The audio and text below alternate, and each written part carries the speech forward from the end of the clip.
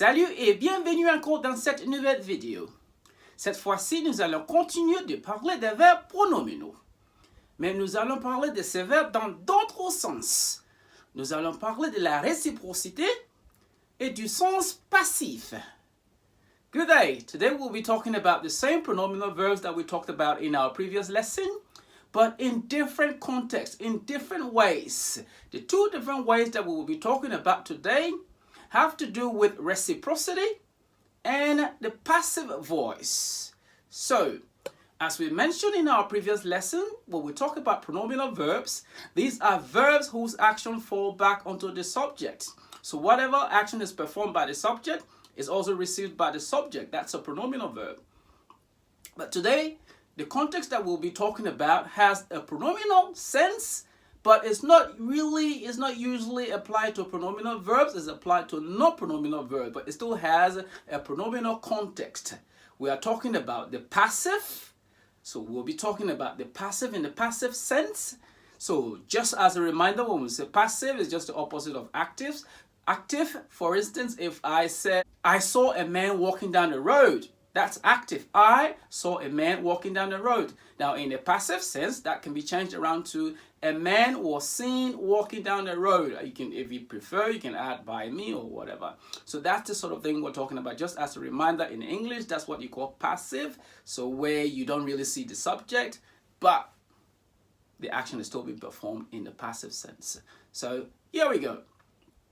So in this case, we'll be talking about non-pronominal verbs, but adding the pronominal se. Now, in the passive context, it's mainly with se. Se. So the passive and the we say we'll talk about the passive and the reciprocal or reciprocity.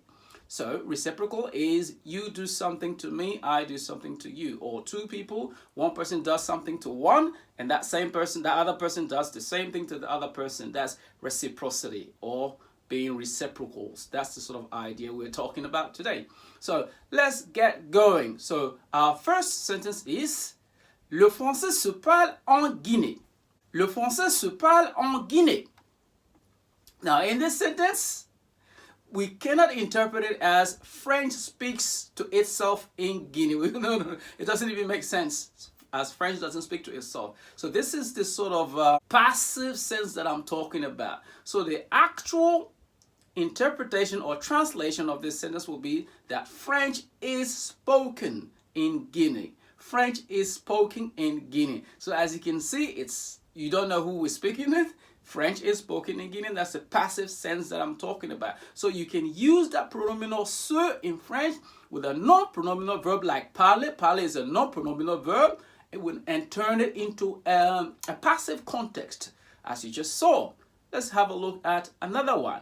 So another sentence that we can look at in the passive sense is le vin rouge se boit froid. Le vin rouge se boit froid. That's the meaning right there. So you see it? It's still the passive sense. Passive sense. Si la chaise se casse, tu vas tomber. Si la chaise se casse, tu vas tomber. Ce livre ne se lit pas souvent ici. Ce livre ne se lit pas souvent ici. Ce livre ne se lit pas souvent ici. Les pommes se vendent ici. Les pommes se vendent ici. So those examples that I just gave were all in the passive sense. So you use se plus a normal verb to get a passive sense in French. The passive voice or passive sense or passive meaning, you can do that. You can use that to perform that. You can do that to create that context in French. Now, as I said before, we were also supposed to talk about the idea of reciprocity or being reciprocals. So let's have a look at a few sentences in the reciprocal category. Les deux catcheurs se sont insultés sur le ring. Les deux catcheurs se sont insultés sur le ring. So in this sentence, un catcheur a insulté l'autre catcheur a insulté l'autre. Donc, ils se sont insultés. So we have a wrestler insulting the other, and the other wrestler insulting the other person, the other wrestler. So that's this. Ils se sont insultés. Il a insulté l'autre, l'autre l'a insulté. Donc, ils se sont insultés sur le ring. L'homme et sa femme se sont parlé. L'homme et sa femme se sont parlé pendant le voyage. L'homme et sa femme se sont parlé pendant le voyage. So as you can see, that's another sense of reciprocity. L'homme a parlé à sa femme lui a parlé aussi. Donc l'homme et sa femme se sont parlé pendant le voyage.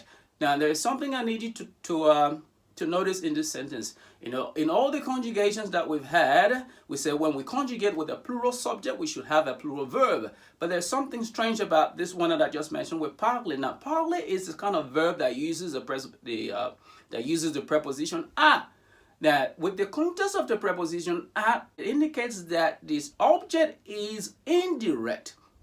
In French, we say COI, complement d'objet indirect. In this case, there is no agreement. That's what parler is, just with the E accent aigu, there is no S. Ils se sont parlé. With another verb that doesn't use the preposition a, there will be an agreement. So I hope you understand that. On doit se dire la vérité en couple. On doit se dire la vérité en couple. Donc, en couple, tu dis la vérité à ton partenaire. Ton partenaire aussi, toi, tu dis la vérité. Donc, on doit se dire la vérité en couple. Reciprocity. Jean et Marc se sont appelés au travail. Jean et Marc se sont appelés au travail. Jean a appelé Marc, Marc aussi a appelé Jean. Donc, ils se sont appelés au travail. Jean et Marc se sont appelés au travail. Les filles se sont poignardées dans le dos. Les filles se sont poignardées dans le dos. Donc, poignarder, poignarder dans le dos. Donc, une fille a poignardé son ami dans le dos et l'autre l'a poignardé aussi dans le dos. Se sont poignardés. La réciprocité.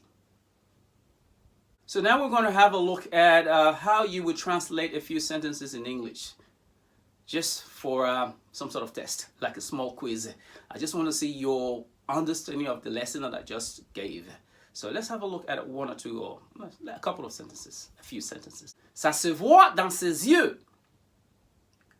Ça se voit dans ses yeux. Now, ses yeux is his eyes. Voir is to see. So how would you translate this sentence in English? Voir is to see. Ses yeux is his eyes.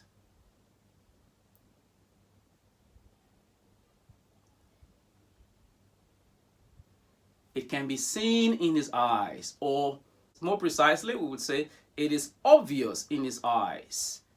Ça se voit dans ses yeux. It is obvious in his eyes, or it can be seen in his eyes. Let's have a go at another one. La phrase se construit avec deux verbes. La phrase se construit avec deux verbes. So la phrase is a sentence. Se construit, I don't want to say that, but you can look at it. The spelling is almost similar to English, to the English equivalent. So I just need you to give a guess. Verb, the same thing. So la phrase se construit avec deux verbes. How would you translate that in English? Yep, that's it. Right there. Now we have another one. Les jumeaux se sont regardés dans les yeux. Les jumeaux se sont regardés dans les yeux. So we have the same dans les yeux, which is in eyes. Regarder, to look. Jumeaux, twins. So put them together. What do you have? Yes, if you said that, that would be right. One last one. Les deux candidats se sont félicités. Les deux candidats se sont félicités. So féliciter comes from felicitation, felicitate, congratulate. So let's use congratulate. Candidat, same as candidates in English. So put them together. Ils se sont félicités. What do you think that would mean? Yes, that's correct. So that's it. So in French, besides the normal pronominal context that indicates that the action is performed, the action performed by the subject is being applied on the subject himself or itself, you can also use that pronominal context to show reciprocity and to also indicate the passive voice. So that's it. Thank you for watching. Au revoir et à bientôt.